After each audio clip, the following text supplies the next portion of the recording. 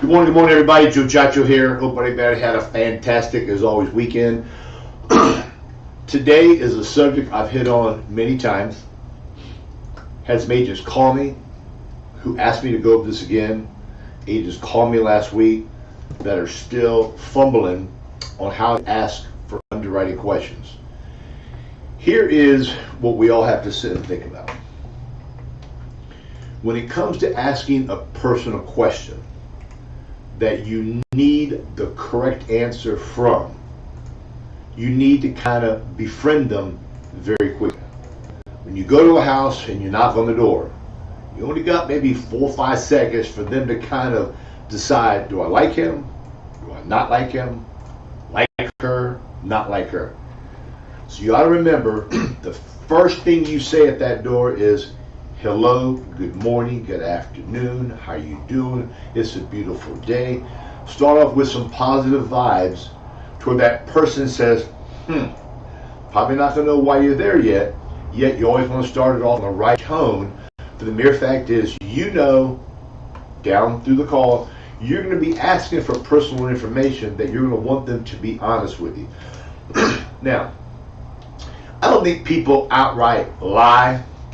Some do. A lot of people, it depends on how you ask the question to extract information from them. When you ask somebody, how is your health? To me, that's the breaker. That's how to break the ice. How's your health? Let them talk. When they're talking and they pause, they could be thinking of something that they may have just remembered. Or on the wrong side, they may be thinking, I don't know if I should tell this guy everything because I didn't get what I wanted last time or I got declined. Let them speak freely. Basically, what you want to do during the entire process of asking questions is kind of like sprinkling some gasoline on them to where they keep burning, to where they want to keep on talking. Example, how's your health? Oh, my health is great. Okay. Since we've gone through this whole process, and I told you earlier that I'll be asking you some personal health questions, what I'm going to do, I'm going to grab an application out of my briefcase, I'm going to hand it to you, and we're going to go down this application together. They've already told you they're on blood pressure medication, they've already told you they're on cholesterol medication. Now you want to try to see if they're on any other medications that they forgot to tell you about, and also you need to ask the health questions to decide what carrier you're going to put the client with. Now, when you're going down the application questions, it doesn't matter what carrier you pick. You pick any carrier you want. To me, it makes no difference. You just want to get them speaking to answer the questions. Even if it says there's a 3-year look back on heart attacks for American Amicable, and they had a heart attack 2 years ago, you just make a little note, find the carrier that's going to fit their needs, okay? You don't need to carry 50 different applications with you. All you want to do now is get them to participate with you to where they feel that they're interacting with you, and hopefully they're more willing to give you the answers correctly. Now, I go down the application. If they say they had a stroke, I'm going to say 95% of the time when somebody has a stroke, they normally put you on some type of blood thinner. If you have a heart attack, they normally put you on some type of thinner. Usually with a heart attack, blood thinners are commonly only used for 1 year, depending on the severity of what a client had done. When they tell you, I had a blood clot 3 years ago, what should come to your mind is blood thinners. When they say they had asthma, you got to ask them, are you on a little puffer? Are you on a little albuterol? Are you on some little puffer to help you breathe when you get an asthmatic attack? I have COPD. Do you have a puffer? So these are the things you have to know. So when you're speaking with them and they say this, you're automatically going to go to that. I went to the doctor. Everything was real good. The doctor says there's nothing wrong with me. I've heard that a gazillion times. Okay? Or they'll say to the doctor and everything is doing much better for me now. The client says, well, if it's doing much better for you now, how was it 6 months ago? People do forget medications. Doctors do take people off of medications. Yet when the insurance company Googles their name, Google's not the right word, but when they input their name into their computer database, it's going to bring up all the medication they've been on. Okay? The insurance company has it programmed to where if it's for high blood pressure or something, it's okay, we're going to look at it, may not use it, yet let me have all the information, and then the computer will do what is necessary to get them approved with the carrier. I like to tell people, I'm going to go over some health questions. Before we sit down or before we get going, can you be so kind to give me the little box that you carry your medications in, because I'm going to need the rundown and I don't know how to spell them all. Okay, which that's the God's honest truth. Okay, you have all these medications about 14 letters long. A lot of times, I'm going to throw another percentage. 65 to 75%, they're going to do it the first time. You have to say, oh, come on, get it for me so I can get you a good program. The more I know about you, the better program I can get you. Because the whole reason for asking underwriting questions and digging to get it out is so when you go to visit and you're sitting there with them and they tell you, but they're vague or you're afraid to ask. Oh, I just felt so bad, you know what I'm saying? She was so old, you know, so what happens, you end up talking yourself out of doing it, and this is what happened. The Jones, I need to ask you some health questions, and I need to know what medications you're on. Oh, I'm only on high blood pressure and cholesterol. That's all I'm on. Okay. Most agents will say, fine. They go, no problem. Let me just move on. You come back, you'll get a graded, or you can get a fine. So you need to tell them, I'm bringing an application. Can you please get me your medications so I can review them to make sure I get the correct program, and I need to write them down, and I need to have the correct spelling. Now you open up the can of worms when you do that, because now you got to write the medication down. Now, if they got 30 medications or 12 medications, you're going to look at them. Don't need to write them down if you know it's a decline or it's going to be a graded or it's going to be a guaranteed issue. You don't have to do it. Yet, best to do as much as you can.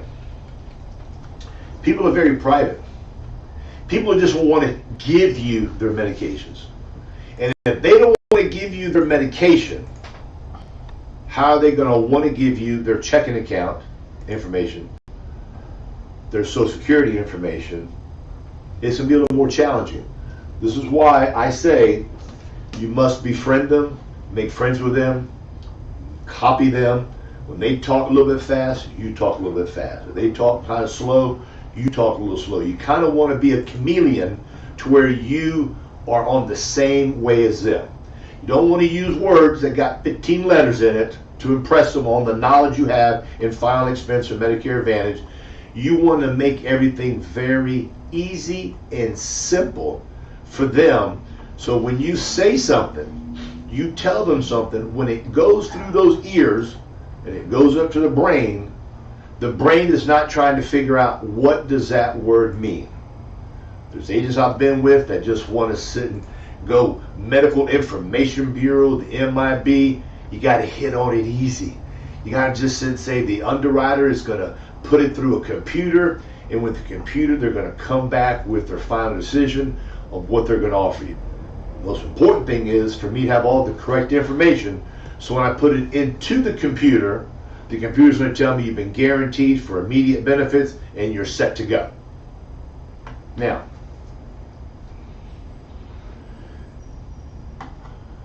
when a client says there's nothing wrong with them, what that means is there's nothing wrong with them. It could be today or it could be forever. I like they say, Joe, I'm in great health. Everything is going very good. I said, well, can you get me your medications?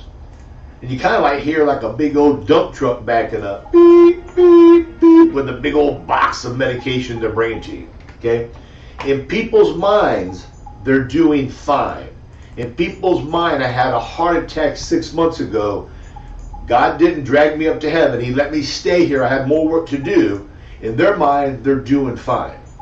If the doctor took them off of a medication, let's say the doctor misdiagnosed them and they had like Aricept, which is an older medication for people who have some type of memory loss.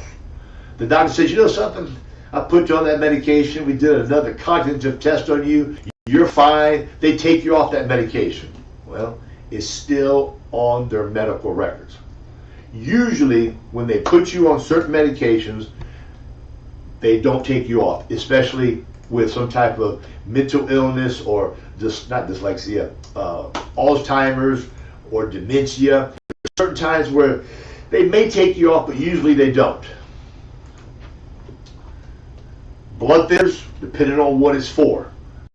Puffers, it just depends, okay? They say you lose 30 pounds, you'll be fine. If you go to the carrier that's going to ask you about insulin, insulin says, did you start insulin before the age of 50? And they say, yes. There ain't no more going with that one particular application you got. You got to change gears and go to another application. Ask questions, be a little bit assertive, say, I will need your information. I will need to ask you personal questions. I need you to please get me your medications so I can review them and write them down to make sure I'm getting you the best program. People have been declined. People want immediate benefits. People don't want to pay those high prices. So they feel if they hem and haw and don't tell you the whole truth, they think we can give them a discount. They have to understand that everything that we do is regulated by the state you live in. Tell them that. Everything that I do today is regulated by the state, the pricing, the height weight chart, the underwriting questions. So it's my job to find out exactly about you.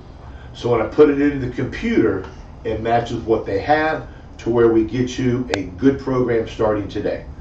So you're kind of talking about today, you must tell me the information. I need to know the information. Will you please get me that information? People think if I don't tell Joe everything, because Jack Skaggs was there last month, and I go there, not that I would run one of Jack's leads, but example, they say, well, damn, I told that other agent, Jack, that I had a heart attack a year ago or 6 months ago, and all he can give me was a guaranteed issue. What I'm going to do, I'm not going to say nothing to this new guy. Seems like a nice guy, yet let me just not tell him. So what happens is that sometimes they're just not going to tell you. Doesn't matter how good you are, how much you infiltrate their armor and you extract all the information. There are certain times people think that they can hold that card in and they can get it by. Now, I have been to houses before where it actually has gone by. Okay? Didn't know nothing. Went to a house years ago. Talked to a man, how's your health, Joe? I'm on blood pressure. I said, how about I get it for you? He got me all this medication. And he did not have a heart attack. He was there 6 or 7 months prior to me being there. That'd been an automatic guaranteed issue. He didn't tell me that. This is before computer days, before you can do the old e-app and get an approval. I did a wet app, took it in, sent it off to the home office, came back with the carrier saying, he's accepted. I found out when I went back about 2 or 3 years later, he called me and wanted to get more insurance. So I'm talking to him. I said, have you ever had a heart attack? Yes, I did. How long ago was it, Joe? It's a date I'll never, ever forget. It was on the 4th of July, 2021. And boy, howdy. So I'm thinking, I was here. So I'm going through my mind trying to figure out. And I asked him, I said, you had a heart attack the last time I came? He goes, yeah, I just got to tell you. Did he forget? I don't know. Be nice, be a little aggressive, be a little assertive. I like giving them an application as well as myself holding one to where they feel they're participating. Ask them, see on the bottom it says medications that are needed. I need to get all your medications. Here is where we make mistakes. Now I'm going to end it with this here. You go to a client's house and they tell you, I need a policy for $20,000, yet I can't afford much. The most I can pay is $75. These are just numbers I'm picking out. I want one for 20. I cannot spend no more than 75,000. So what happens is that they just gave you a huge buying signal. Okay? They're telling you they want to buy if you can get that 20 for less than $75. So now, how's your health? Oh, my health is fine. So you automatically disregard the underwriting, disregard the medication, you disregard asking them questions, and you go straight for the jugular, and you say, I've got this carrier here, they're the greatest company, bada bing, bada boom, I get it for you for $74.99. I just happen to be right under that little threshold. You're all excited, you're doing the application, you're filling it out. This is today's times with the e-app and instant approval. You're filling it out and all that stuff, then all of a sudden you come back, declined. And you go, damn, what happened? They said, they're going to tell you, I don't know. I told you I'm in good health. There must be something wrong with the computers. I don't know. So now you call me. Say, Joe, repeat the whole story I just told you, and I'm going to sit and tell you, did you ask to see their medication? Well, they said they were in a hurry. No, I didn't. Did you ask for their medication? Well, they only told me he was on 2 medications, which was blood pressure and cholesterol. I didn't see any need to ask. Common sense says, yeah, you don't need to. Yet when you're doing underwriting for a life insurance policy, you have to ask to see the medications because this is what happened to this particular client. Client calls me, tells me, who can I put him with? I said, well, you need to find out some more information because all I know is high blood pressure and cholesterol. Called them up. They said, oh, boo, I forgot to tell you. I'm a diabetic and I've got neuropathy. You go, oh my God. They didn't tell me not one, but not 2 things. I just forgot about it, Joe. I just forgot about it. So now you're going to go to a company that will accept it, which will be Transamerica. And now the price is higher. The price is now $90 for that same plan. $20,000 went from $75 to $90. What happens now is that the client don't want to spend the $90. All he had was $75. So either you sit and say, listen, it's only 50 cents a day more to get you the 20 you wanted. Yet if that is not in your budget, what we can do is we can lower it from $20,000 to $18,000 and get you exactly the price range you want. Nope, I want the 20 for 75. So they think if they continually pound you and pound you and pound you, that you're going to sit and bring out a rabbit out of your pocket and say, oh, I don't know what I was thinking. I do have it for you because I want to make a sale. The best part about underwriting is that it's going to direct you to the correct carrier and the correct pricing.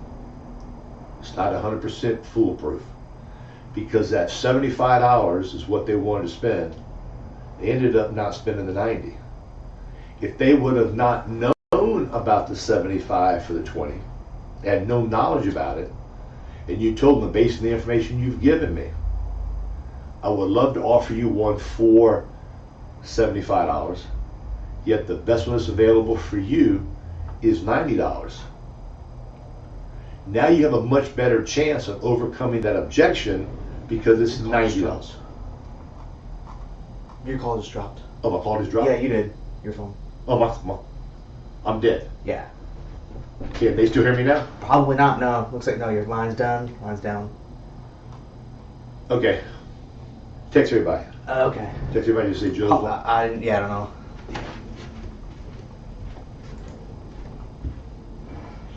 I'll just shut it down. No. I'll just shut it down.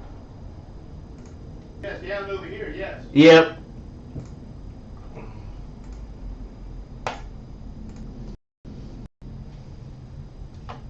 Just text everybody at, Okay. whatever you want to say. Joe's phone. I'll put Joe's phone out right at the end. Yeah, just say we had a